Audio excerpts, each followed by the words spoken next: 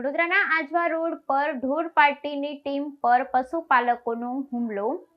સરકારી કામમાં રૂકાવટ બદલ બાપોદ પોલીસે 2 પશુપાલકો વિરુદ્ધ ગુનો નોંધ્યો. વડોદરા મહાનગરપાલિકાની ઢોર પકડવાની કામગીરી કરતી ટીમ પર હુમલાની ઘટનાઓનો સિલસિલો યથાવત રહ્યો છે. આજવા રોડ વિસ્તારમાં રખડતા ઢોરને પકડવા ગયેલી પાલિકાની ઢોર પાર્ટીની ટીમને 2 પશુપાલકો તરફથી વિરોધ અને શારીરિક ઘર્ષણનો સામનો કરવો પડ્યો હતો.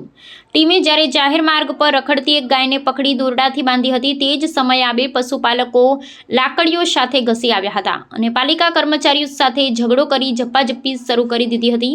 પ્રાપ્ત વિગતો અનુસાર પશુપાલકોએ દાદાગીરીપૂર્વક ગાયને છોડાવી લીધી હતી અને કર્મચારીઓ પર લાકડી વડે હુમલો કરવાનો પણ પ્રયાસ કર્યો હતો. વડોદરા શહેરમાં રખડતા પશુઓનો ત્રાસ વ્યાપક હોવાથી પાલિકા નિયમિતપણે આ કામગીરી હાથ ધરે છે, પરંતુ પશુપાલકો દ્વારા આવી અડચણ ઊભી કરવાના કિસ્સા અવારનવાર સામે આવતા હોય છે.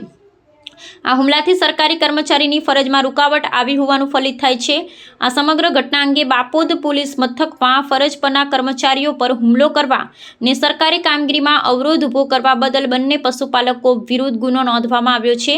પોલીસે તાત્કાલિક ધોરણે કાયદેસરની કાર્યવાહી હાથ ધરી છે અને આરોપીઓને પકડી પાડવા માટેના ચક્રો ગતિમાન કર્યા છે.